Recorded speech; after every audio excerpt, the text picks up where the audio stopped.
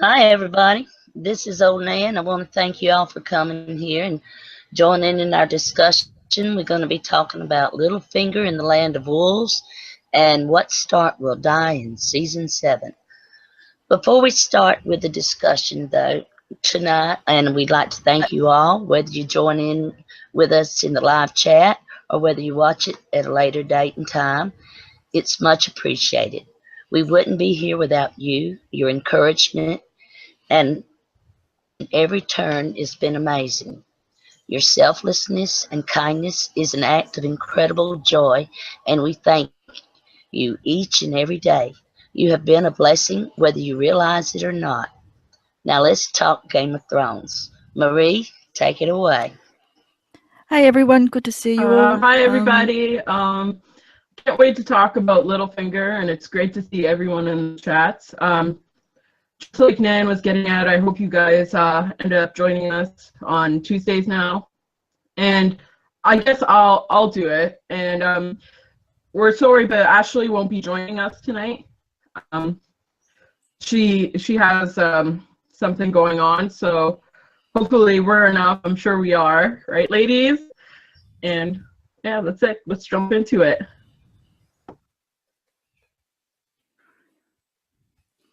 Well, the first one is about Littlefinger.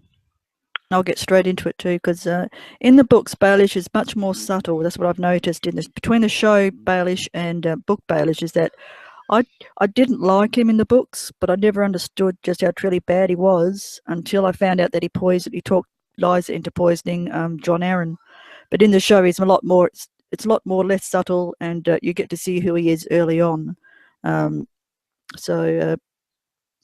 Yeah, because in the show they just don't have the time for the complexity of Baelish's character, so they've kind of made him out to be a little bit mustache twirling baddie. But I'll have to say, without him in the show and the books, it would be, I think, a different book. So even though I can't stand Baelish, I actually enjoy reading his character because he's so complex and he's a real villain, but in a kind of twisted, horrible way. So yeah, I enjoy book Baelish much better than show Baelish, but I do think Aidan Gillen plays a good part. You girls want to say anything? Or you I ladies? actually enjoyed book Baelish a lot more. I found out that I was more allured by him in the books. Like, he came off very nice, where you are right that he kind of has that like twirling mustache, like like it's funny. But yeah, I found that in the show they made it a little more obvious. I guess that's just for audience viewers, because so much is going on in the show, like John and like all these different areas, especially now more than ever. So, but in the books, I found that he was nice, but he did take his opportunities, and I think that's why it continuously made me not like him, that he took these opportunities against people that I did love in the book. So, Nan, if you want to go next. Yeah, Littlefinger's not my favorite character, and if you know he's the reason that the whole War of the Five Kingdoms got started in the first place. So right off the bat, that's a strike off my book. And I look at Littlefinger, and I tried to look back when I was studying for this, and I thought about how we're going to look at Littlefinger in the North, and let's look at a little bit of his plans and how he infiltrated the Vale. This is a pattern with him, that he infiltrated the Vale to begin with when Liza was first married to John Arryn, and he infiltrated his way on into King's Landing, into the small council. He infiltrated his way into Liza's her kingdom and became warden of the East, basically. And he might as well be telling what to do. And again, he aligns himself with certain people. And if you look at him, I was looking back at Lothar Brune, and he's a free rider. the Bruins of Browntown and Cracklaw Point. And he's loyal to Littlefinger. He's quiet, he's middle-aged, and he was born low birth, a distant cousin, poor cousin to House Broom. Turned him away and denied him his heritage due to low birth. Just kind of like Littlefinger was denied privilege to marry Kat or Liza because of his low birth. So these are the types of people he's seemed to have aligned himself with. And, you know, he even kills the Fossaways, two of the Fossaways in the tournament on Joffrey's name day. Now, was that just an accident, or was that something that Littlefinger told him to do? All of this to where he is today in Winterfell. And one of the things I did know was that promises that Lothar Brune was given. He was promised a keep and lands at the end of the War of the Five Kings in the Riverlands. Littlefinger has each of his people watching the other one, checking to see who tells and talks about what. So this is his method of operation. See him thinking when he came to Winterfell that this is what he is going to do in Winterfell, but it backfired, didn't it? I'll leave it there for now. Yeah, I've got here ladies. like Baelish's plan was started with the murder of Jon Arryn and the downfall of the Stark Scott. I tend to think that he had Ned in mind when he got Liza to poison Jon Arryn's wine, because he wanted Ned to come down south in order to fulfill what he already had planned. Because I think Peter is a long-term thinker, and I think as soon as he got cut by Brandon Stark, he started to plan his revenge. And I think this is how it's fallen into plan for him. And for the moment, like when Peter starts, everything falls into place for him, and he's very clever at making the most of an opportunity, thinking on his feet.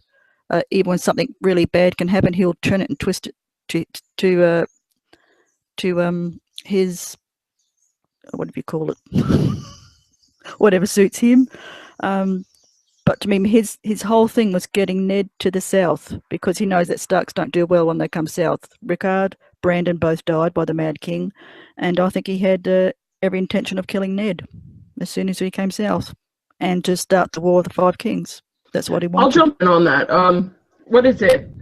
So you guys are talking about the War of the Five Kings, but I think we're doing more show this time around, so I didn't really focus so much on the book this time. But when I was rewatching, I watched like almost all of his scenes over, like the ones that I couldn't remember. And it actually seems that he was behind knowing of Lyanna, and actually, how did Brandon find out about Lyanna being kidnapped by Rhaegar? Like, anyone could have taken her technically. Right? It's a huge world, after all, like a huge continent or whatever. Secondly, there was a scene between Renly and Pattaya, and here it's right here. Okay, Pattaya tells Renly he might face a siege or an open gate, which kind of suggests to when the Mad King was overthrown during Robert's rebellion. So although Varys was a very prominent figure in that, Varys was actually telling Aerys, no, don't open the door, you're going to get killed. Like, don't do that. So it makes me wonder, like, who was really behind it. And you're talking about Pattaya was very young, he's very short. He could have gone unnoticed during these events for him to know the truth or to put influence in there. So I actually think he started way before this, like you said, Marie, like he was a long-term planner. He basically, when the turning of Harrenhal happened, it was basically after like Cad and Brandon were engaged and everything like that. So he was gone out of there. No one knew where he was And as Kat said, she got a letter from him, but never wrote back to him. She never opened it, assuming that he just loved her so much that after Brandon died, that he just wanted to pitch again of marriage to her. So it's almost like if she would have opened that letter, would she have been more receptive to knowing of that beforehand and before the events of? But yeah, I agree with you guys on everything. I'm just wondering if it. I agree with you on that, Steffi. As far as I can tell, Littlefinger was very manipulative even as a child. You know, I mean, he was hurt by all of the events that happened to him, and they have shaped the rest of his life for sure. But yeah, I agree. He could very well have been the reason Brandon even went to King's Landing in the first place. I've heard of that theory, and I think that's a very solid one. I agree. Yeah, I agree with that. And he does have long-term plans, and that was like what I was talking about, his method of operation. It's almost like he set all this up on a chessboard, and he is making moves all the way down until he gets the kingdom he wants, and maybe the queen he wants, whether that's Sansa, which I think it really is at this point. But yeah, he's making his moves. He's checking them twice, and he got his legs blown out from under him when they declared Jon Snow King of Winterfell. I think him and Baelish are working to two different complexes here. But in the show, Varys is more about the safety of the realm. I think in the books, Varys is a lot more complicated than the show. So they've made Varys a kind of non-grey person. He just wants the safety of the realm. He wants the Targaryens back for his own reason. But Baelish is just out for himself. And that becomes clear. I think even in the books, we may find out that he does want the throne. And T-Baby brought up a really good theory in that she thinks Baelish may have hired faceless men to kill Dany and the dragons, because I always wondered in the books, why wasn't he, or in the show too, why wasn't he fearful of Dany? He knows she's coming. He knows that she's not going to sit across over there in the desert all her life. She'll have her eyes set towards Westeros, and she never seems fearful. So I thought that was a really brilliant idea from T-Baby, and she's awesome. She comes up with some great theories. But yeah, I tend to think that Varys and Littlefinger are on different pages, but they are in competition with each other. I would actually love them to meet again in the show, because there was all that to and froing in the episodes in all the different seasons. But I doubt we're going to see that, because I just think that he's never going to leave the North. But I've got here that Baelish planned the murder of Jon Arryn and the downfall of the Starks. And Ned becoming Hand, because he knew that Ned had no idea of the politics of the South. When Ned went south, he was on shifting sands, because he's got no idea how the South works. He knows it's a cesspool. And another thing that kind of crossed my mind too was in the show, you see Ned and Robert sit down to eat some food, and Ned said, "I've got a messenger in the night." And it's about Daenerys and all that, and they're talking about Wyla or Jon's mother and all that. But I thought, that messenger, where did that messenger come from? And was that the messenger that went to Winterfell and tried to kill Bran? Because I've always wondered why that man said, "You're not supposed to be here," where Joffrey couldn't give two stuffs. Sorry, Joffrey wouldn't care if Catelyn was there or not. He wouldn't care. He's a psychotic. He wouldn't care if Catelyn got killed too. The only one who might care is Peter Baelish. And you think, well, why would he do it? Because he creates chaos. There's no reason sometimes to his madness, except that it'd make the Starks hate the Lannisters even more if Brandon had died.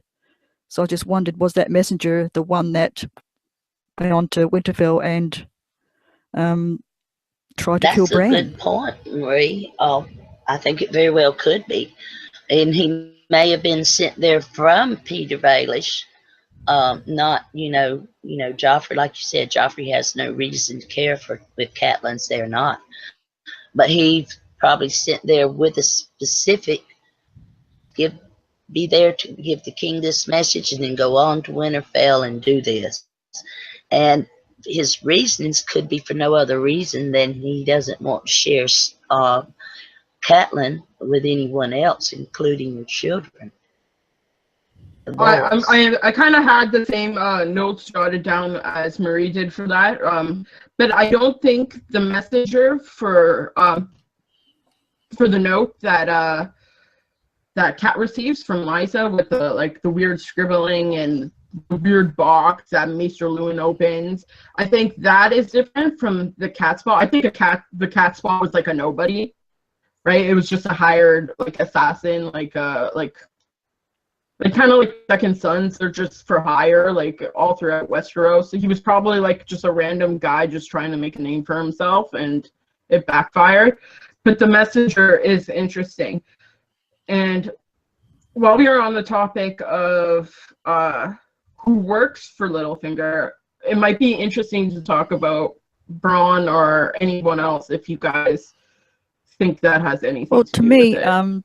it's that messenger, like, it's when that box is delivered that he gets the message from Lysa, which to me connects to Littlefinger, because Littlefinger would have put Lysa into writing that message to Cat, so that's what made me think there's a connection between that box, Bran's being someone trying to kill Bran, and Littlefinger, because Littlefinger seems to be, and also like that dagger, I just simply believe that dagger does belong to Littlefinger. He didn't lose it in a tourney. Tyrion didn't win it in a bet, so that's a lie. And that dagger is Littlefinger's. And I think Littlefinger, as I said, is a long-term planner. He set things up. He didn't know that Bran was going to witness Cersei and Jaime and fall from a window, but was he setting it up to kill Bran anyway and blame it on the Starks? But that was precipitated by Bran's fall, because Littlefinger wouldn't have seen that, but he just went ahead anyway with his scheme. He could have been planning on sending an assassin up there all along for the division, to start the division there and continue it. He didn't know that the division was already started on its own, not just there on the road to King's Landing when Ned had to kill Lady as well. And came in on their way to King's Landing after Bran's fall, if I'm correct. And possibly could have been sent to do just that, because by that time Littlefinger would have found out about Bran's fall. He wouldn't have found out in the note the messenger he had sent with the first note from Liza. He wouldn't have known about Bran at that time. But by the time they got on the King's Road, he would have known about the situation with Bran falling, or quote, falling from the, and that could be it. But I don't know. Maybe we'll know from I feel George. if it was anything, like if the Catspaw, okay, first off, I believe the Catspaw and the messenger are two different people. As for the Catspaw, I believe, just like Ned's execution, Littlefinger was behind Joffrey. Peter manipulated Joffrey into sending the Catspaw, because the blade, it's never really spoken of who owned the blade. It's more like left for you to decide on who actually owned the blade. It was Robert's blade, so the whole thing is, did Robert give it to Joffrey, or did Robert lose it in a bet to Petire, or did Petire steal it from Robert? But no one ever brings this up to Robert.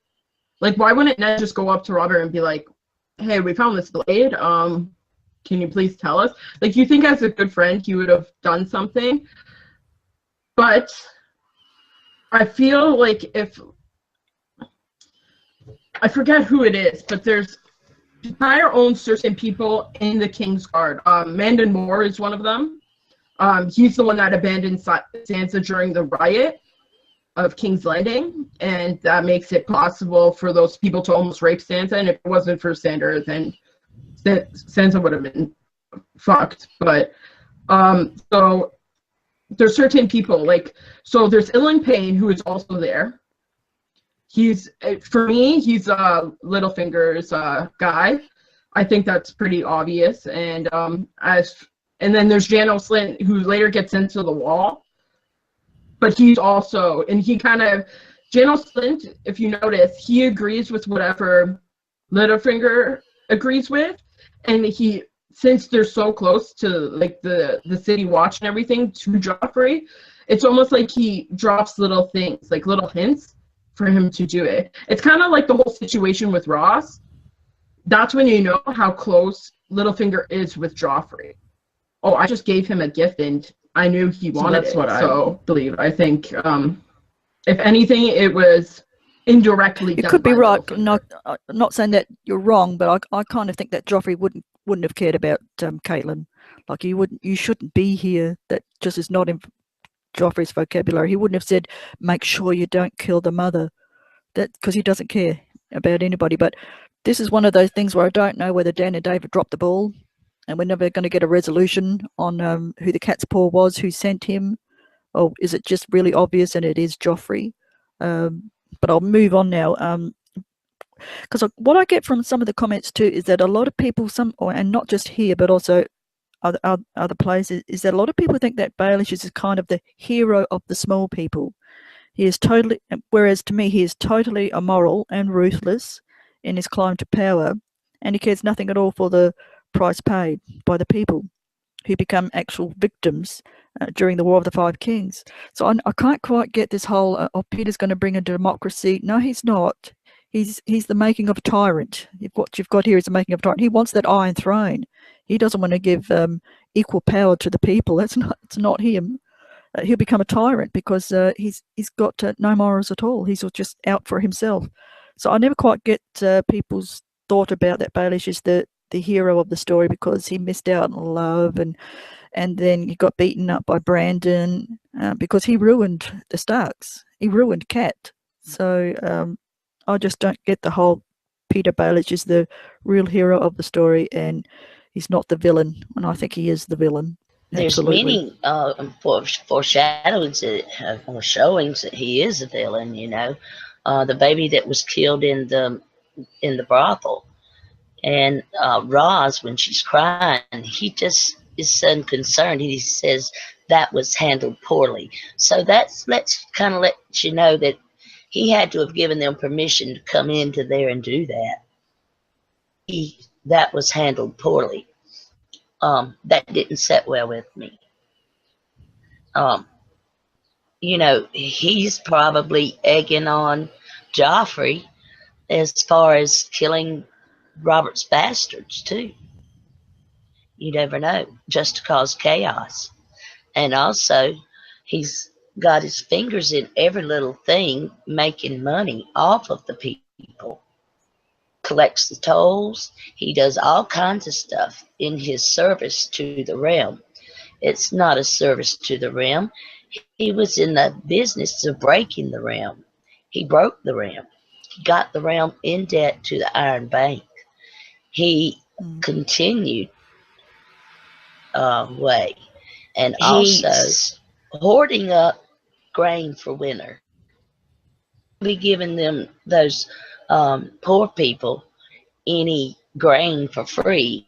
He's going to make them pay and pay dearly for everything they get. And you can bet your bottom dollar on that. As for what Marie was saying about the cat's paw, I swear to God, I'll drop this like right after.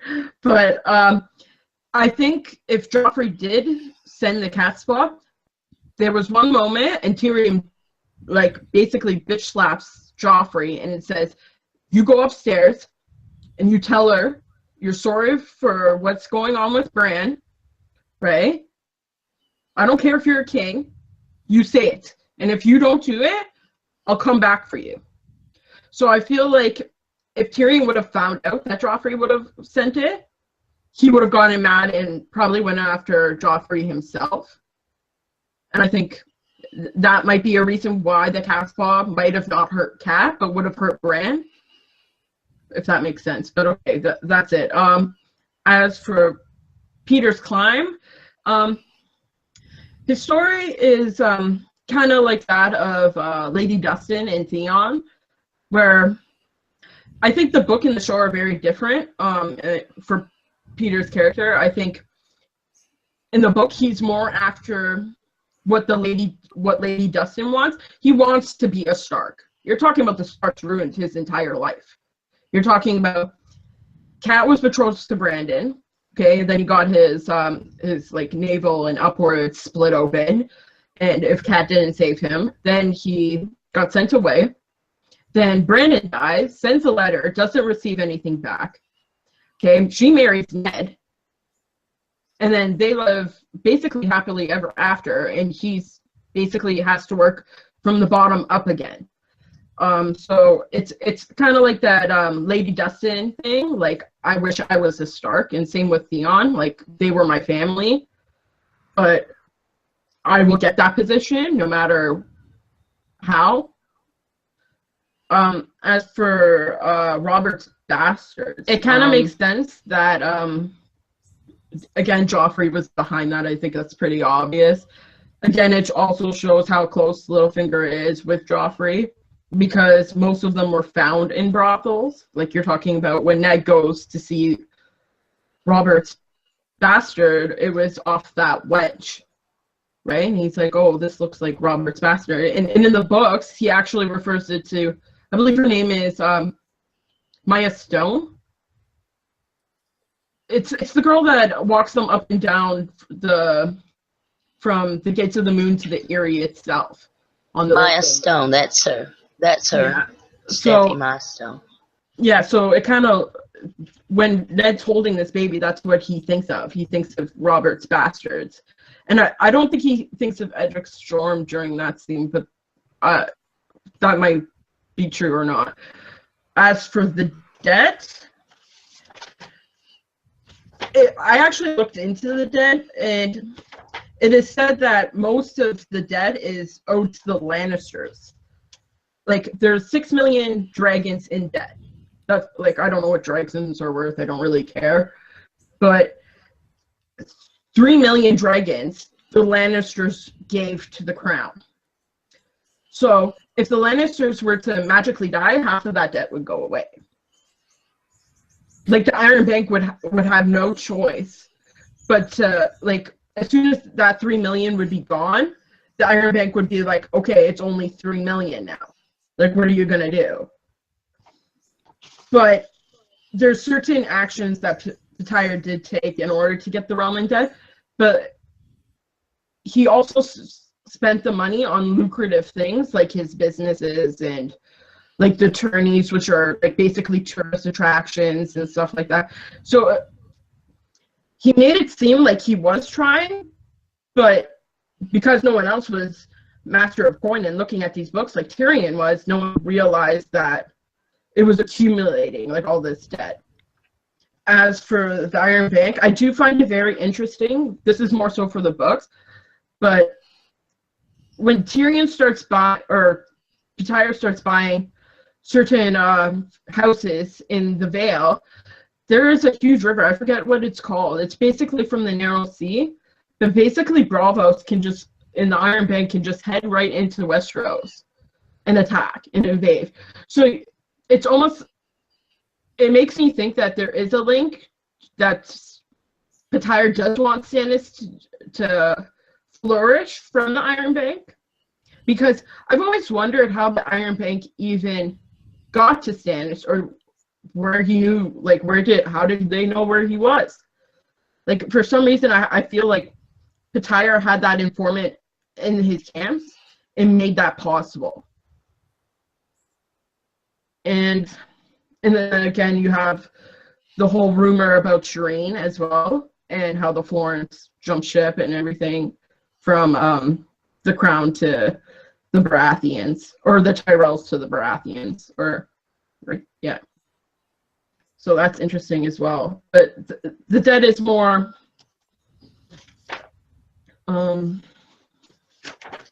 it's more of a balancing act. It's kind of like what he says, where he does some moves to benefit him, but sometimes you have to do things that don't benefit you to make you look incompetent. Does not like to be thwarted.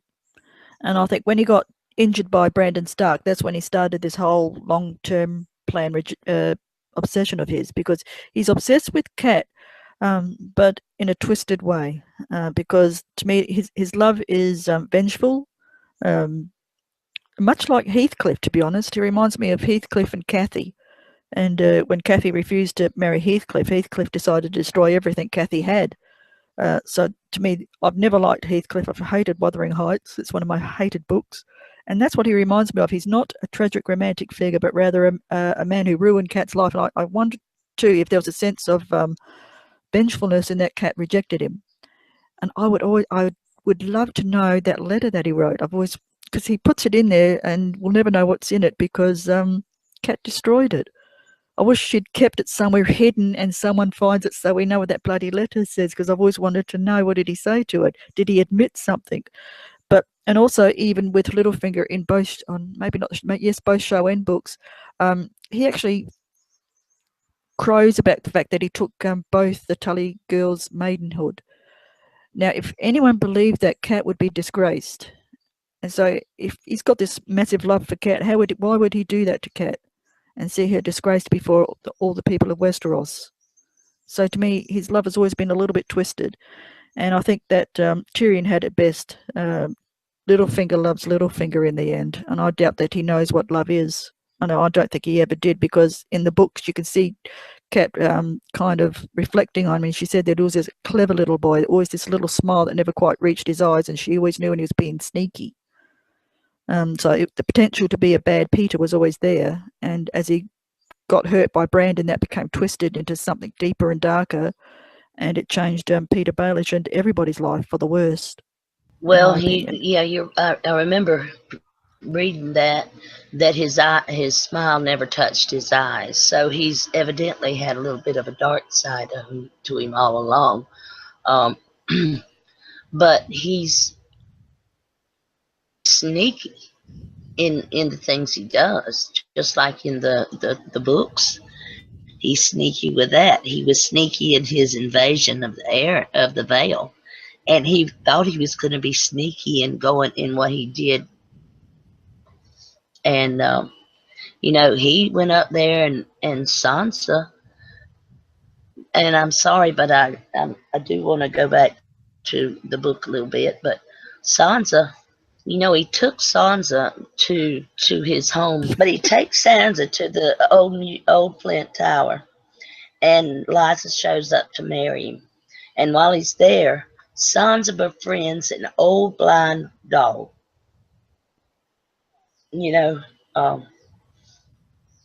She's lost her direwolf, but it seems kind of funny that this dog follows her around and everything. Maybe a little bit like the Hound. As for Peter breaking, I think that hurts him, and I think he does that on purpose. I don't think. Also, he's also ignorant to the fact that it wasn't Cat because he was drunk that night. And Lav is right. Grimm actually admitted that in an interview where he said that, yes, he was drunk and he couldn't recognize the two sisters apart, and that's why Lysa heard Cat instead of, that's why he shouted out Cat and not Lysa. It wasn't until later on that he screwed Lysa. And then I think it's the second time he screws her, where she gets pregnant and then he gets sent away for trying to win Cat's affection with the duel with Brandon. And then he gets sent away, and then Lysa's like, you have to bring him back. I'm pregnant with his kid. And that's when the whole Tansy situation goes down. So the Lav or whoever mentioned that, or Sam or someone mentioned it, you are right. It was Lysa. But Peter believes it was Cat, but he was too drunk to think so. Agreed. Good point, Steffie, and agreed. Yep. I think that's made pretty obvious. I think that's one of the reasons why he always detested Lysa, because she actually took advantage of him. I get the impression that he was wounded and he's probably given milk of the poppy, so his senses were dulled. And she may have actually pretended to be Cat so she could finally have Peter to herself. So when he threw her for the moon door, I kind of think there was an essence of revenge there for pretending, because I think deep down in his psyche, he knew he hadn't bedded Cat. I think he knew it, he just didn't want to face it. But I'll move on. I'm going to go towards the Tyrells now, and Baelish's plot to kill Joffrey, which isolates Sansa. And by implicating her in the murder of Joffrey, he deliberately throws the poison necklace into the boat with Serdontis. Now that's a deliberate move in the show. He knows what he's doing. That's what irritates me a little bit with Sansa, and that she doesn't see that the necklace has gone into that boat with Serdontis. So if that was me, I would have said, get the soldiers out there and get that necklace out of that boat. But that's just me. I'm being practical. This leaves Sansa with no one but Baelish to help her. So I think it's deliberate in that he is making no safe place for Sansa except with him. And she has to accept that. And he's kind of really, in the show, really creepy with Sansa. He's like she's still a young girl. And I find it really weird and creepy that this guy who's old enough to be a father was kissing her and she has to endure it. And I think he's a real creep with Sansa. I really do. He is a creep in that respect. He really is. And I think he's got a twisted view. I don't think he's confusing her with Cat at all. He may see a younger Cat, and the Cat that he saw is the Cat from years ago. Sansa is the Cat from years ago. Yeah, it's a twisted thing there, in a way that I can't comprehend. So Steffi, I'll let you talk on that. As for Peter making moves on Sansa, I don't find it that creepy, just because it is a timepiece, technically, if that makes sense. So young women who just hit their menstruation were also wedded very young in order to procreate quicker, because so many diseases and plagues. Enough with the rant, but I can understand it for the timepiece sake. And it also, I don't find it as creepy, because although Sander is younger, it's kind of like the same thing. What are they, 5-10 years apart? Not even. So to me, it's not that creepy. If you vouch for Sander and Sansa, then by proxy, due to age, you would have to also give that equality to Tyra as well. But I can understand. But Peter is also younger than Ned. Right? They mention it numerous times, right? How he was always shorter and smaller than Liza and Brendan and all these other people, because he had that age difference as a kid. So when he was being fostered. So I'm equal on that. As for the Tyrells, this is the one thing where it kind of bleeds into the book as well. When Ned finally finds out about the Lannisters and he asks Littlefinger for the gold coats, in both the book and show, they make a point to make this. Littlefinger pitches the idea to make peace with your enemies, to make peace with the Lannisters. And then once Sansa becomes queen and has all this power and all this stuff, after a few years, then bring it up. Then bring up the Lannisters and then allow Renly to take the throne. But the only thing that stops Ned is Stannis is the rightful heir, because he's the older brother. Now, what I don't understand, it's more hinted to in the book than it is the show. Renly brings up Marjorie to ask Ned if this looks like Lyanna. Of course, Ned's like, no. But it was the fact that in both situations, I didn't understand what Pattaya was initially getting at, because when Olenna and Pattaya team up to kill Joffrey, it's basically to get rid of Joffrey and to marry Tommen. And it's the same thing that happens to Sansa. It's like Joffrey, Marjorie, Sansa, and then Joffrey, Marjorie, Tommen. So it's almost like he was continuously swapping these people out for these widows, if that makes sense. So I always found that weird. Like for me to understand Pitaya, it's almost like in order to get the title that he wanted, he had to make someone less worthy of the title so he could take the title himself later on. If that makes sense. Like, so if Stannis is the eldest, so he would be higher up. But then if Renly's the lowest, then he could easily take Renly if he has the Lord's title and the Eyrie, right? Later on. Like if he was the protector of the Vale and the Eyrie. So it kind of matches that way. So he was almost swapping people of less worthiness. So he I agree with that, position Steffi. But there's another thing about him. He was planning this long time before Ned was, even, right after Joffrey's on Joffrey's name day at the tourney there. Like I said, he had done promised Lothar titles, castle, and all in the Riverlands. So what I thought about it is that, yeah, maybe in the times things it wouldn't have been so weird, but in the fact that he was in love with her mother, fact that it's a kind of a strange, kind of twisted turn of events that has brought him and Sansa together. And that, so he had all his plans all along. And I don't know that Sansa was initially in all his plans to begin with, because he had never met Sansa until she came to King's Landing. And once there, he had her figured out just like that, But yeah, to me, I understand the timeline on that, in that they do start that marry at a young age. But the fact that he loved Catelyn so much, he and Arya in the show was there when he showed up to talk to Tywin Lannister about the Tyrells, and not unknown that might have been where he also helped in the planning of the Red Wedding at that time as well. So it's not just much is brought up about Peter's involvement with the Red Wedding. I do actually think he was involved. It's kind of implied, but it's never stated either in the books or in the show that he took an active part in it, except when Arya overhears him at Harrenhal plotting Rob's downfall. And I hope they bring that up in the show, because I'll be pissed if they don't. But anyway, what I've said here too is Sansa will be Peter Baelish's Achilles heel.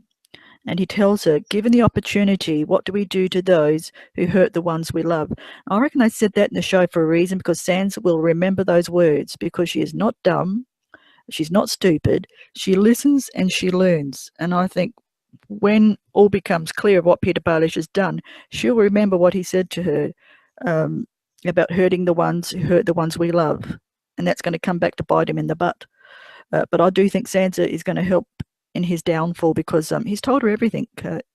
Joffrey, him helping to kill Joffrey, every little scheme and thought that he's told, and even his great ambition to be sitting on the throne with her by his side. It's all out there. So yeah, I think Lav brought it up too, that Sansa's going to be a help in his downfall, and I believe that to be true. What okay, when it comes to Nan's comment on finding him creepy, that he loved her mother and then he technically loves the daughter. Every time I think about those kind of things, I always think of The Graduate and how it was like the grandmother, the mother, and then the daughter. I feel like it doesn't really matter, and then on top of the time period, but that's okay.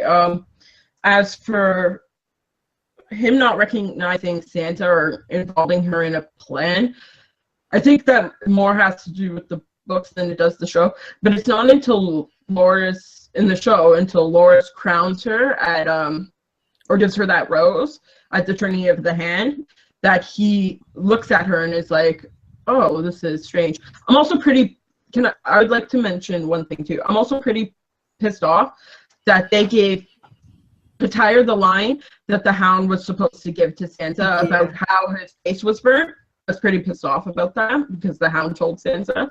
And I feel like that was a very important moment, and I think Peter Baelish shouldn't have been involved in that in any sort of format.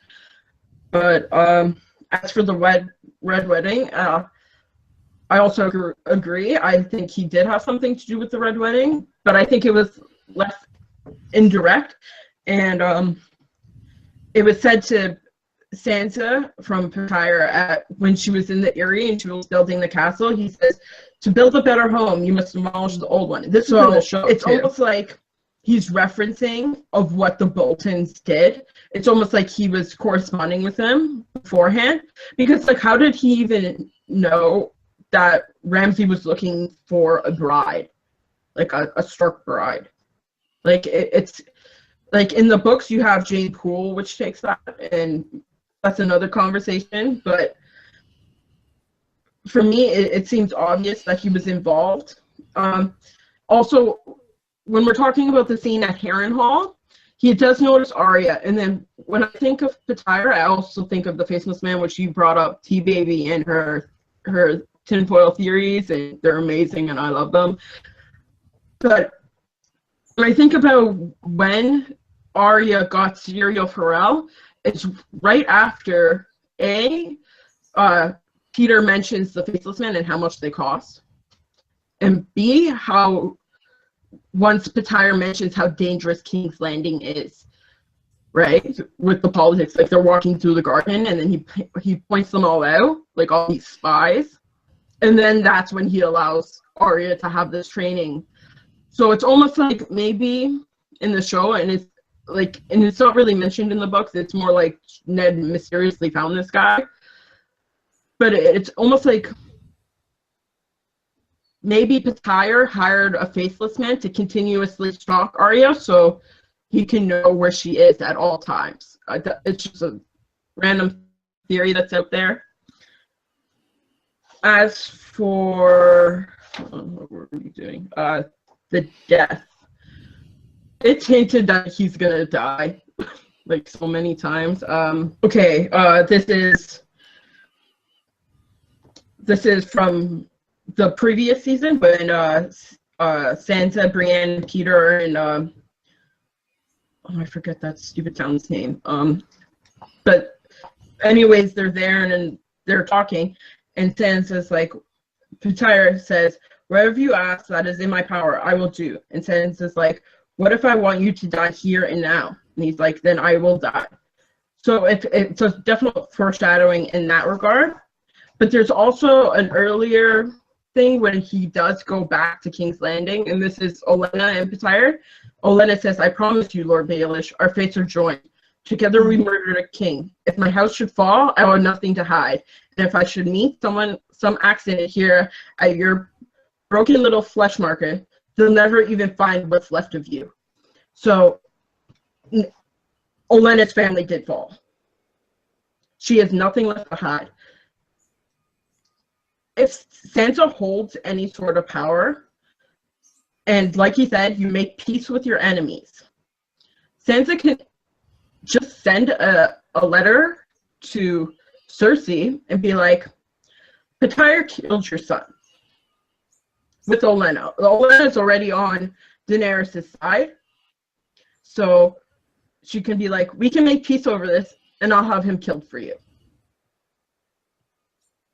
And then Olenna can, and then if Cersei wants to verify that, despite being on opposite sides, she can send a raven to go ask Olenna if this is true or not, and she could probably vouch on it being true.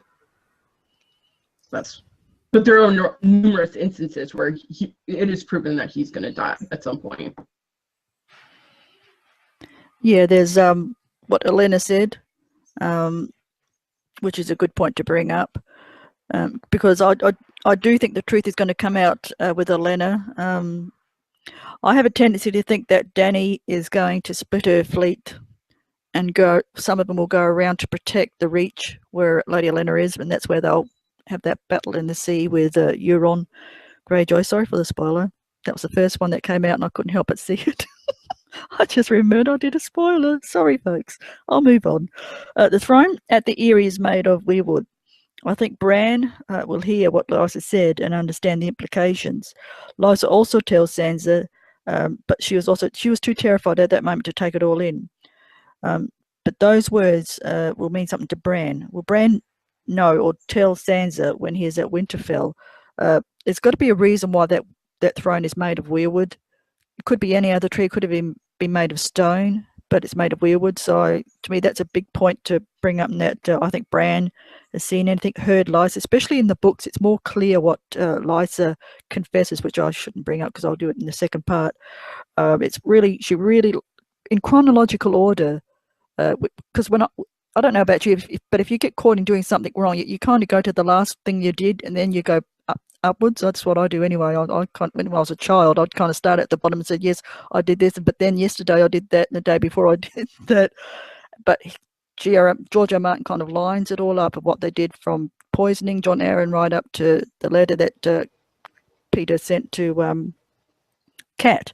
So I think Bran will put it together because he'll see through the weirwood. I don't know if they're going to show it in the show, but I hope they do. I agree that the weirwood throne is looking at everything that's going on at the Vale through the weirwood's throne. And I think he's seeing the things that happened to Arya. I think he saw those in Bravos with the weirwood there. But yeah, I think that has more to do with the book, and I think it's pretty straightforward in the book. As for the show, Robin doesn't really have that much sway, and it actually seems like it's kind of like what Tony Teflon says. It kind of seems like this kid's gonna grow up to be like a badass. So I agree, but it doesn't surprise me that there's a weirwood throne there due to the origins of House Arryn and who they took it from. And I also believe that it's not a surprise that Littlefinger is short and has green eyes either. So yeah, yes, I agree. Because Bran was also at the Sept of Baelor. He witnessed his father's execution. But what else did Bran see? Clyde, that weirwood at the Eyrie, the weird Loch Nan mentioned at the old gods at the House of Black and White. Was he in the throne room? That's what I wondered. What we don't know what Bran has seen. Was he in the throne room when Baelish betrayed Ned? Are we going to see that in a future vision in season 7? I mean, and also Arya was at Harrenhal when Baelish and Tywin were plotting the fall of Robb Stark. Now, I'll be really angry if they don't follow through with that, because why have that scene where she overhears Baelish talking to Tywin? Because that shows Arya's being pretty dumb. And I was really upset last year when she did that whole no one scene, strolling around like a dozy mare, when she knew the waif and Shek and Hagar were going to be after her. So I really hope they don't dumb her down this season like they did last season.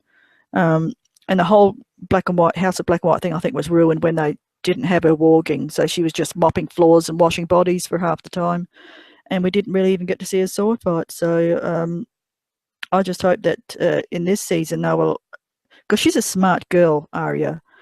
She's actually a bit quicker on the uptake than Sansa, and she's learnt to spot liars. She's learnt how to poison, so she does know things. She killed old Walder Frey last season, so she does know things. And my thing last year was that I actually did say this, that Arya would pose as a serving girl, and she'd poison the whole lot of them, and keep Walder Frey alive, and then cut his throat. Well, that when I saw a picture of Jaime at the Frey's dinner, I changed my mind and said that she'd kill old Walder and the two sons that were involved in the Red Wedding. So that kind of got it half right, half wrong. But it goes back to what do we do with to those who hurt the ones we love? And Arya can tell Sansa that he hurt, that Baelish hurt Robb in aiding Tywin, in beating him in battle, or didn't actually read in beating, not beating him in battle, but so much as underhanded in the Red Wedding. And that I do think Baelish helped in getting the Red Wedding done and killing Cat. Because I know Lav brings up the point that, he wouldn't have done that. I think he would. In the show, he made that overture to Cat, and she pulls out a dagger and says, "Have you gone mad?" And I think that's when he probably thought, well, now I'm moving away from you. I'm concentrating on your daughter. You're lost to me. I gave you an opportunity. You didn't take it. Now you're dead. and I don't care, because he never cried. I mean, he says those words to Sansa. It's not a tear in his eye. He never cries for Cat. So to me, she's collateral damage, and he's moved on to the daughter, which I still think is a bit creepy. What do you ladies think? I have a feeling it's more to do in the show than it does the books. I don't think Tyre even warrants Cat in the books. I think you're right, he moved on already. But in the show, he does go to Cat and pitches this idea of marriage with Ned's bones. I find that really gross. That's probably the most. It's like going to a widow, like at her husband's funeral, and being like, "Let's hook up, let's get together." Like it's pretty gnarly. But I think when Cat tells him to get out and to leave in the show, I think he realizes, okay, you don't want me, you don't want anything that I'm offering, you're done. And I think it's kind of like how Tyrion kind of always continuously throws Tyre under the bus as soon as he becomes the hand of the king. Tyre takes revenge on those. So, like, he's very spiteful. That's a good word for him. He's spiteful. Like, he'll get his revenge eventually on you, like, even if it's indirectly. But yes, I agree.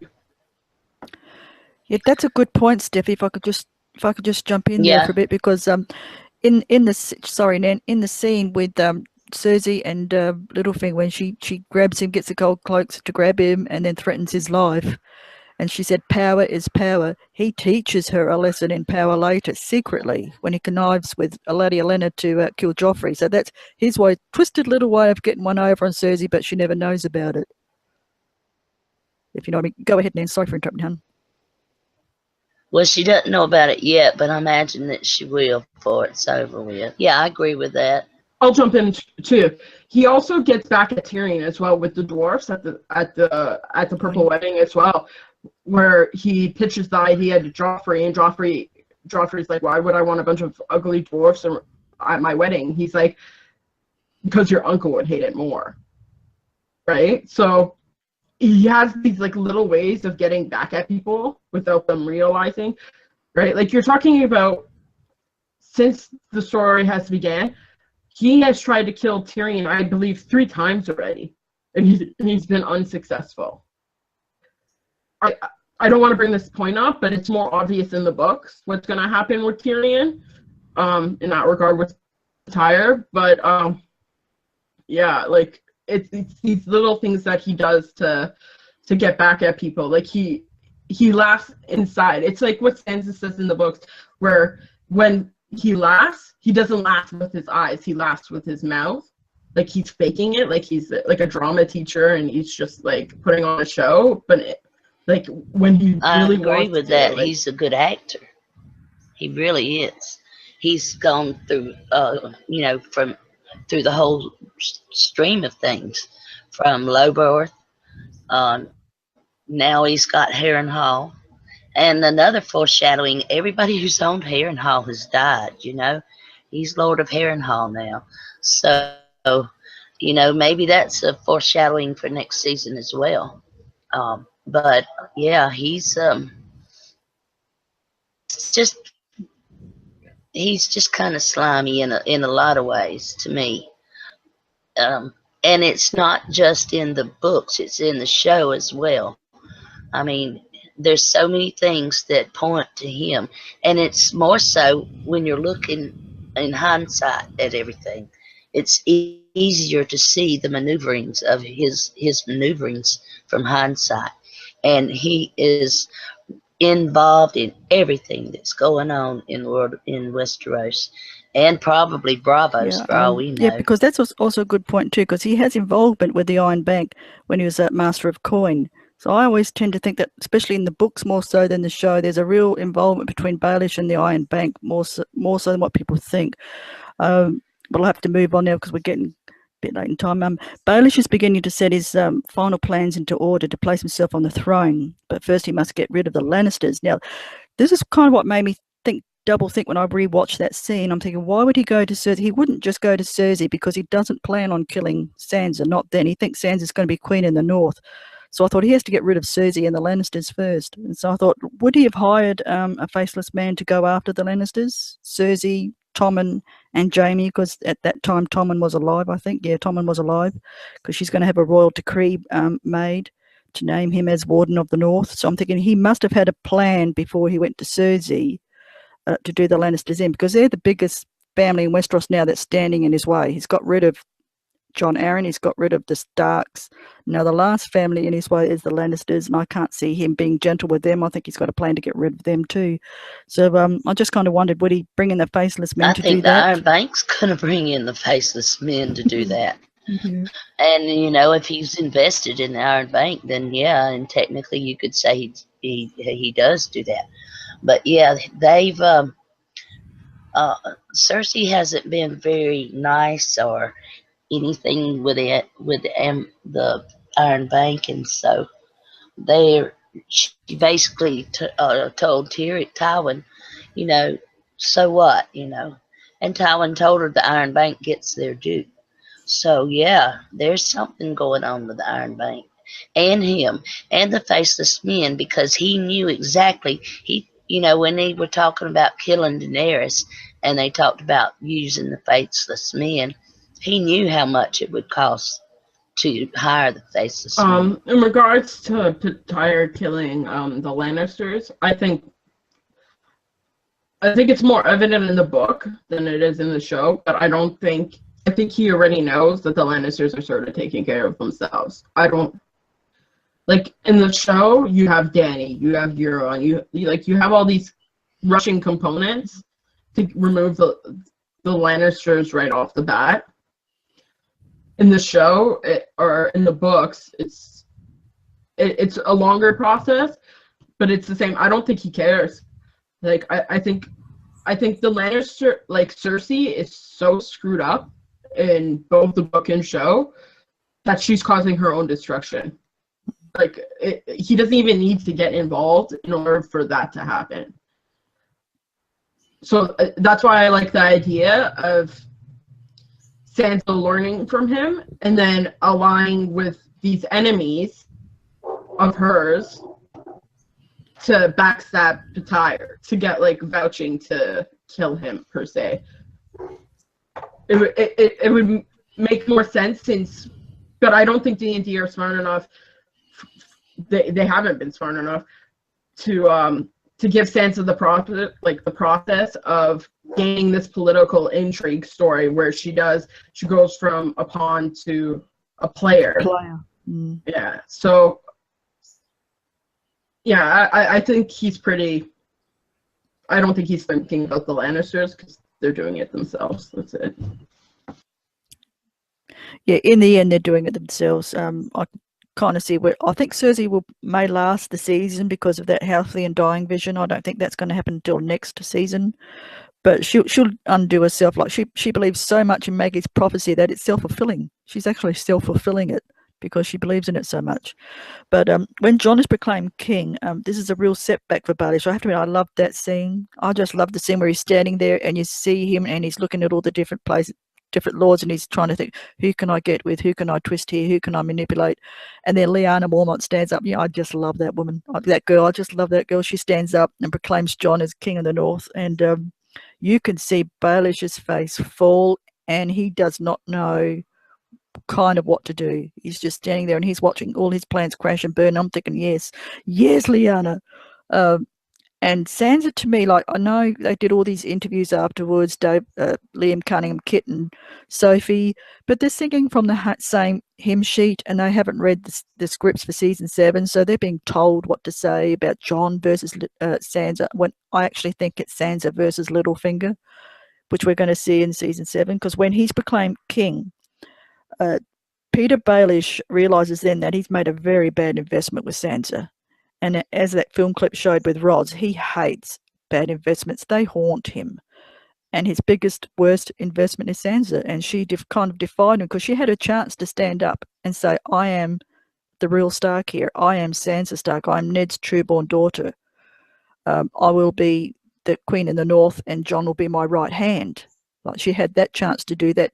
Elevate Jon too, because they might not have stood for John being just the bastard anymore, but she could have stood there and done that, but she didn't. And I think she supports John, and I just do not see her betraying. Sorry, Timo, I don't see her betraying her family, because she says to Lyanna, "I'm a Stark. I'll always be a Stark." She tells Baelish at the Weirwood Tree that she's home. She's wanted to be home since her father lost his head. She's not going anywhere. She wants to be Lady of Winterfell, and I just don't see her betraying him. But I think she's in real danger from Peter Baelish, because if he can't twist and manipulate her, then he'll kill her, because that's what he does with I've always thought that he might try to kidnap her and take her back to Cersei, and say that the whole doing that was just to get rid of Bolton's. But either way, he's gonna clash with Sansa this year. I can just about bet you. Maybe not at first, but certainly when Bran gets home, and I anticipate he will get home, since he's right there at the wall now. So I think there's going to be a conflict, and it's going to be we're going to see this year, I think, just how much manipulation that Sansa has learned. And I know they haven't really portrayed her as being the she-witch that she can be, and I think she has to relearn that, that in a short time. I know that she actually believes in the White Walkers per se, because I've not seen her stand up and say anything at all about the White Walkers being the real enemy. So in that respect, you may have some conflict with John in that respect, but I think he'll convince her of its truth once she talks to the people who have already seen it. When it comes to the divide, I think Sansa will manipulate him until she knows for sure on her actions on how to kill him. I do believe she's gonna. I don't think Bran's gonna tell her. I think Bran still has another season before he even meets up with his family. I don't think that's physically possible for him to join his family right away. But I feel the only way for Sansa to believe the White Walkers or anything in that regard, she needs to have someone that vouches for another magic. So you have Melisandre, who just left. That was such a stupid decision, because the only although Jon was brought back to life, and I feel like she has some sort of sense that it might be true, you don't really know 100%. So it would be good to have Melisandre there to be like, yeah, it did happen. Or for her to do some sort of magic, even if it's fake, even if she takes those stupid vials and throws it on the ground and poof, right? But I feel like Sansa will get behind it just because she is a Stark, and just like Arya, Jon, Bran, Rickon, and Robb, like, they all learned from old man. So she does have a sense of those stories, even though the stories were more gestured to the princess and the prince stories. I believe old man did tell her those stories. I think she told them to all the children. So I believe she will understand that. And that's it, basically. But I feel like she will manipulate him. She has to. He's there. And I believe he's out of his jurisdiction. Like, what he did to the Vale in the books, he can't do to the northern families. It's just not physically possible, because the northern families, like, the north is the only part of Westeros that isn't technically in debt. You're talking about, they had so much money that Benjen and Ned were thinking about building a green garden in a glass house at Castle Black for them to eat food all year, like to eat vegetables all year round. So it just doesn't make sense for me for him to have that kind of sway. It's Oh, just because someone brought up there about Arya, I do think this line meant something in season 6. No one can protect me. No one can protect anyone. It's foreshadowing for Arya coming back to Winterfell. As soon as I heard that, I thought, yeah, that's definitely Arya. And little what Steffie says is right. Littlefinger is totally out of his depths in the north. He's a little bit like Ned was in the south, but he thinks he's so quick and so clever and so smart. He's going to figure him out. No, he can't, because the north does things in a different way. They even proclaim their kings in a different way. There's no maneuvering. There's no whispering. This person's here. That person's here. So to me, it's like what Kat said. Like Kat gave birth to 4 children, and she was there 17, 18 years, and she still felt she was a stranger in the north. And Littlefinger thinks he's going to go there, and in a few weeks he's going to manipulate and change everyone there. No, the Northerners are different. Sansa was right in saying that the Northerners are more loyal. They didn't show it the first lot, but they've been through hell since Robb. And Robb did make a mistake in marrying Jane. He broke his oath with Walder Frey, and that got a lot of them killed. So I can understand their anger at Robb Stark for doing that, because it was a stupid thing for Robb to do. He should have kept his word. So there is that. But once they know that they've got a leader now, they've got like in Jon Snow, and Sansa's there, they'll rally around, I think, the Starks again. And I don't see them breaking faith yet. And I'm hoping they don't, and especially little Lyanna Mormont. I think Lord Glover will stay faithful, and he is. I did read in the headline that he is there for next season. Yeah, Littlefinger I just can't see Littlefinger manoeuvring and manipulating anyone to do his will, which makes me. And also another thing I want to bring up too is Jon Royce. I think it was a huge mistake Littlefinger did by threatening Jon Royce last season, because that really upset Jon Royce, and he knows his life's in danger. He's at the mercy of a psychotic little kid. He's got no problems in throwing someone through a moon door. And Littlefinger, get rid of Littlefinger, and Robin controls the Vale. So there is that aspect too that Jon Royce might play a part in this, because he despises Littlefinger, the little money grabber, and humiliating him in front of his own men in his own castle was the wrong move. That's another huge mistake that Littlefinger is making. You can see him making mistake after mistake now, whereas before he was getting it right. Now he's making mistake after mistake, which would lead to his down. It's like the steps leading to down the ladder, actually, rather than up, which I see where Littlefinger is going. I like the parallel you had between Ned in King's Landing and Littlefinger in the north, and I agree with that. Littlefinger is not going to know what hit him in the north. He's up there, and like I said, when they declared John king, that just blew his plans to pieces, and he's sitting up there. What to do now, I'm sure, but he knows that Daenerys is coming, and he's already burned his bridges with Cersei per se.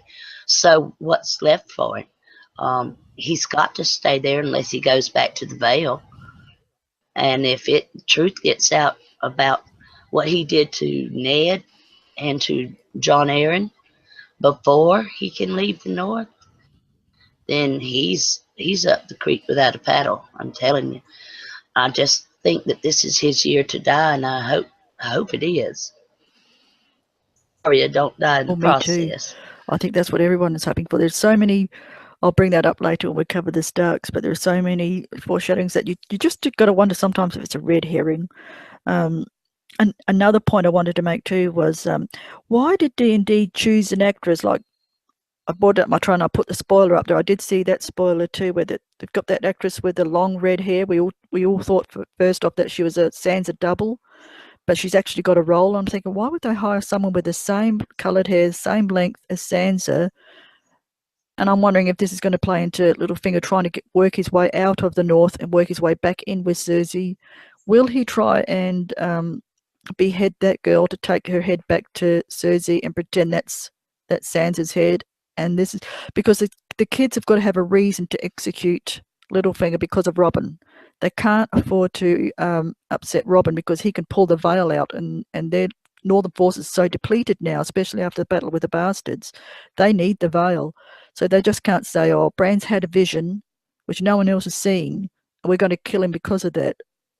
So that kind of can't happen. They've got to have a reason to execute Littlefinger. My thought was, does Bran find out that he's going to try and kill that girl with the red hair, substitute her for Sansa, or maybe he even goes through with it, gets caught, and he's executed for treason, which I think is full circle, because that's what happened to Ned.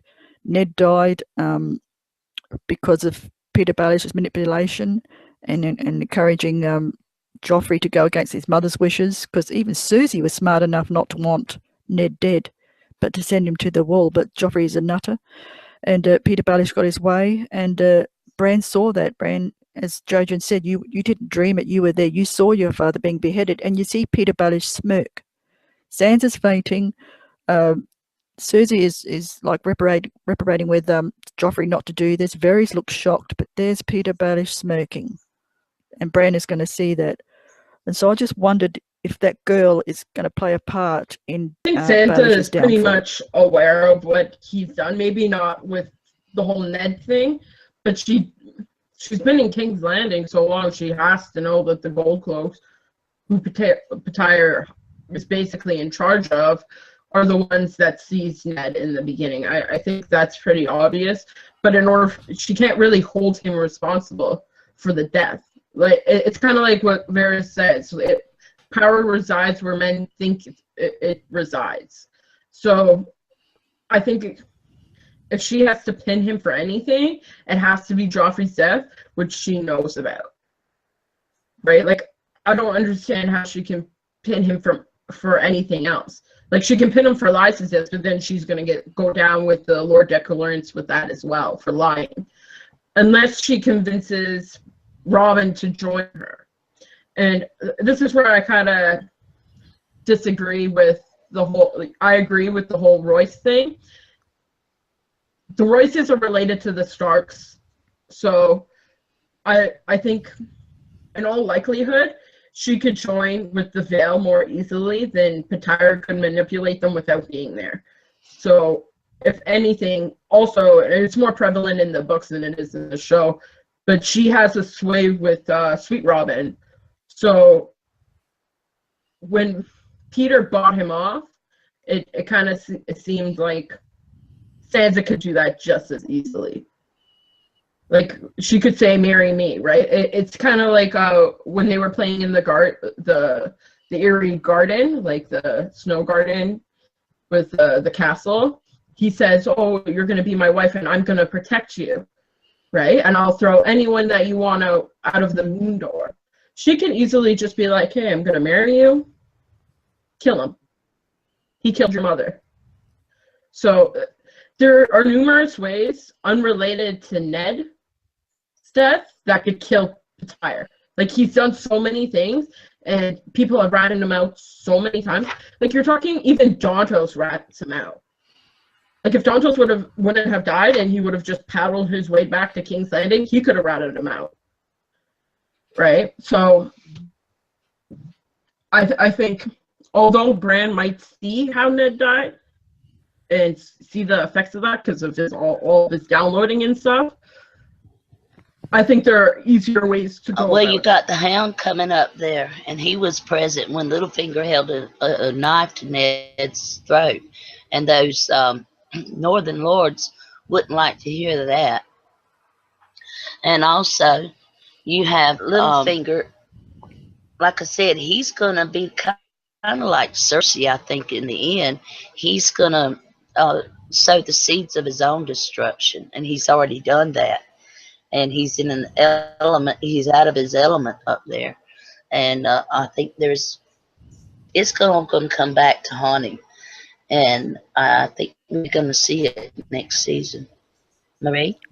Yeah, I think so too. I think Jon Royce, I just brought that up as a point. I don't know if I really believe it or not, but I do think Jon Royce might have a hand in it, because he was humiliated in front of his own men last season in his own castle, and he kind of threatened Littlefinger, who then threw it back at him, and he's at the mercy now of this little psycho kid and Littlefinger, who he can't stand. So I can actually see Sansa perhaps saying that he killed Joffrey, he killed Lysa. I saw him, I lied because I was terrified for my life, but now I'm at Winterfell, I can speak up.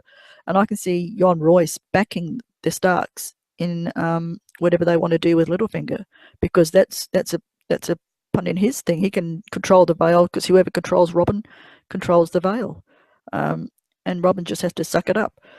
I don't want to see that little kid die because he is. I think he's been spoiled, and it's not his fault. His mother was twisted. He's brought up by this whole group of twisted people, but I hope he doesn't get killed. But I can see it happening in the books more so than the show. I don't think there's enough time in the show for Robin Aaron, but in the books maybe. But yeah, I think Littlefinger's out of his element. The time's coming that he will die, and I think he's not climbing the ladder now. He's heading down the ladder, and he's getting desperate. And I do think the Stark kids are not dumb and stupid. Well, not that Ned was dumb and stupid, but the Stark kids are much more with it than their parents, and they know more. And Sansa definitely knows who Baelish is. So yeah, to me, the Wolf Pack, Arya, Bran, and Sansa will be the undoing of Littlefinger, perhaps with Jon Ross's help.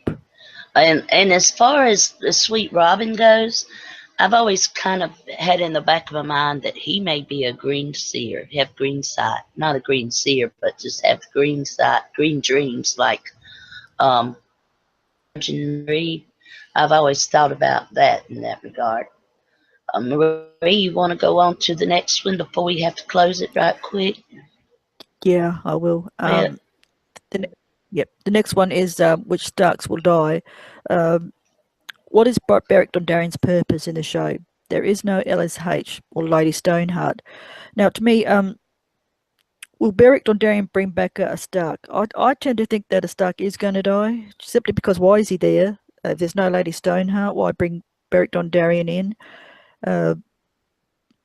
Right now, to me, Jon is still not tough enough to confront the Night King and make the ruthless, tough decisions that he may need to do when the real war begins. And Thorne's words is what sticks out to me most, is, Lord Snow, you'll be fighting their battles forever.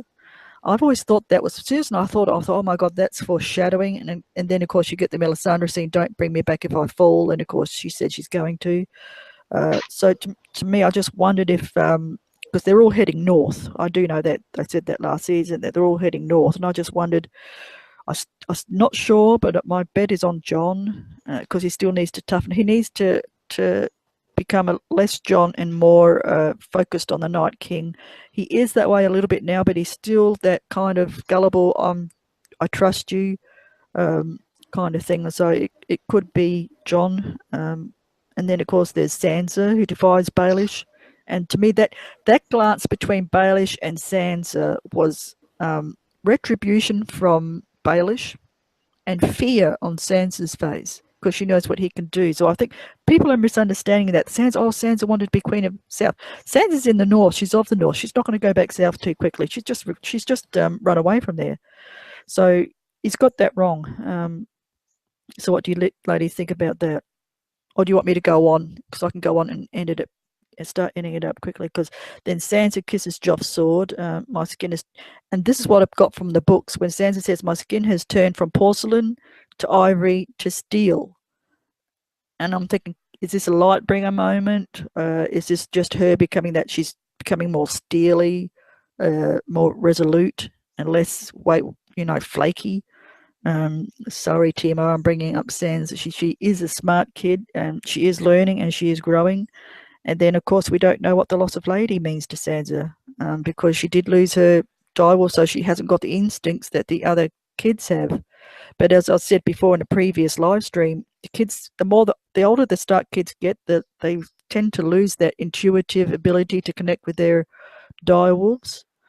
And Jaime's words, girls like her don't live very long. So that's the kind of foreshadowing for Sansa. And, of course, for Arya, we have the whole lot. Syrio, you're dead. You're a dead girl, very dead girl. I mean, that could be foreshadowing. And Arya I found this interesting when I rewatched it, and I saw Arya hides in the mouth of the dragon as she overhears Varys and Illyrio and their machinations. Does this have any kind of special meaning? Because Jon is part dragon. I just kind of wondered about that. I'd actually like your opinions on that one, because when I saw it, I'm thinking, it's the mouth of the dragon, and now we know that Jon is part dragon. I'm thinking, is that some kind of a little hint that Dan and Dave are giving us that she hides in the mouth of the dragon, and there are 2 dragons actually in Westeros now, Danny and John, ladies? That's a possibility. That's a very good possibility, but maybe she's protected by the dragon, by John, in that respect. You know, him being part Targaryen. That's a possibility for that. As many foreshadowings of death all along her whole arc is full of it, and I don't think that all of them can be red herrings, unless maybe the whole thing is a red herring. I don't know, but it's very much out there that she could possibly die. And if Beric brings anybody back, I hope it is Stark, and if it's her, especially her. John been brought back once.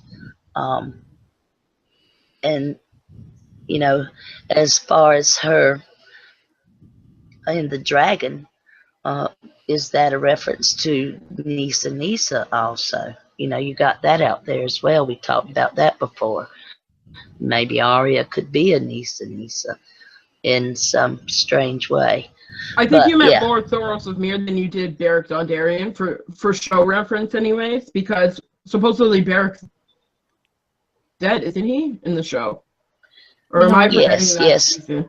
Yes, I did. Yes, I did. Unless he gives him unless Beric is actually the one that gives it up the kiss of life, like in the books he did with Lady Stoneheart. That's a possibility too. But you got Beric and Thoros both heading north, so go ahead. Okay, so that's all set. So Beric is still. The last season, I wasn't very pleased with it, so I kind of left a huge chunk out of it. I think D&D screwed up. I think they wanted Michelle Farley back, and they failed. They probably didn't pay her enough, and she probably was like, "You killed me. I'm done. There's your story. You're not going to pay me. Then you're not going to have me." And she went on to do other things, and that was that. I think they did plan to do the Lady Stoneheart. I think they wanted to, but I think they screwed up. But I don't think any of the Starks are gonna get resurrected again unless it's Jon. If anyone gets resurrected, the Hounds with them. I could possibly see that going down, right? If you're gonna have an undead mountain, you might as well have an undead hound, right?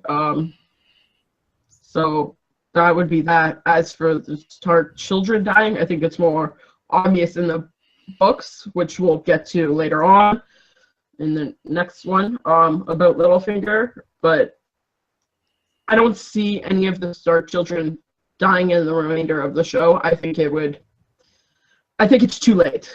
I think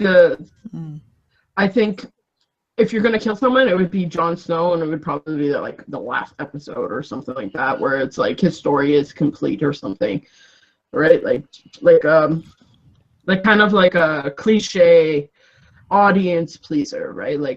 To me, I get your point. I actually agree with you, because there are scenes in the earlier episodes, and you think, oh, this is foreshadowing for Lady Stoneheart. Especially when she lets go of Jaime, and you can see kind of Catelyn become like this ragged figure. Her hair is loose. She's wearing kind of greyish clothes, and she kind of looks haunted. And then there's the scene with Bran where he's having a vision, and he's climbing a tree, and Kat's there, and she grabs him and she says, "I told you not to climb. I told you not to climb." And she looks half crazed. So I always thought those scenes were leading up to Lady Stoneheart. But it could be what you said, they're not paying Michelle enough, and she said, nope, not coming back. Or she may have other projects, and she just wanted to be finished with Kat. But I do think Dan and Dave did plan on bringing her back. But anyway, I'll go on. No one is going to kill me. Like in Arya's, I found this interesting when Arya is fighting, well, not Arya is fighting the Hound, Arya is practicing her water dancing, and the Hound comes upon her, and she tells the Hound, no one is going to kill me. And I thought, oh, nice wording. No one is going to kill me.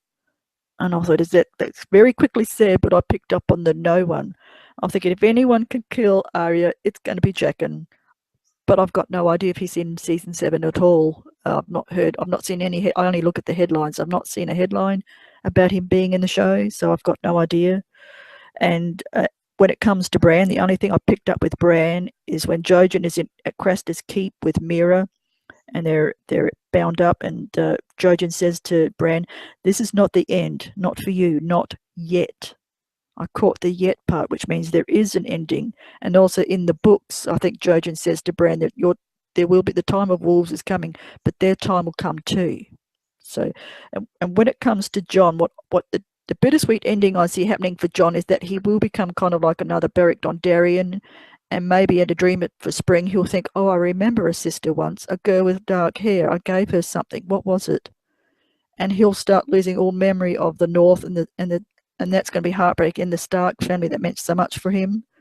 And that's why if he survives, I can see him heading east to find his Targaryen roots, because his memory will be leaving him, and that's Jon's bittersweetness, and that he'll become someone that, and for us too, because he'll become someone that we don't really recognize, and he doesn't really recognize himself.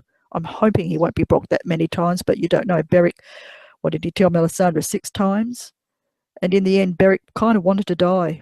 He was kind of telling Thoros to let him go, and even in the books too, he's kind of saying to Thoros, let me go, because he's forgetting so much of himself that he doesn't even remember his mother, doesn't remember hardly anything. And it's a cruel way to keep a friend alive, and it's rather selfish. So is Jon going to become that tragic figure that he no longer remembers Arya? He doesn't remember really Ned. He doesn't remember the Starks, and he may head east in that the sun rises and the west sets in the east thing of Mary Mazdur. So I just kind of brought that up, but and also Bran's words to his father: "Can a man be brave when he is afraid?" That's always made me think that Bran is going to face someone that he's truly terrified of, and I'm wondering if it's going to be Bran that kills the Night King, not Jon the warrior, not Dany with the dragons, the little crippled boy, Bran. What do you think? I like that. I've always wondered that myself, but yeah, it sounds better when you say it. Yeah, I think that's a good possibility, and I still think that Bran is the last hero, and prince that was promised, and Dany may be Azor Ahai. I don't know, but we'll know in the end. Steffi? When it comes to Bran, I do think there will be a mental battle between the Night's King. I subscribe to James of Thrones theory pretty avidly. I think that's a very, very strong theory. Will he die? I think when you break it down, we all think Benjen's dead, and we don't know. People just assume he's dead. People assume Brynden Rivers was dead. He was living in a tree. So I think dead is a thing, but I understand what you're saying with Jojen and the whole fire thing. And that I don't think Bran's gonna die by fire. I think that would be an awful way to go. It would kind of like Shireen. I think you can't kill children on national television. I think it's pretty bad. But I don't see Sansa dying.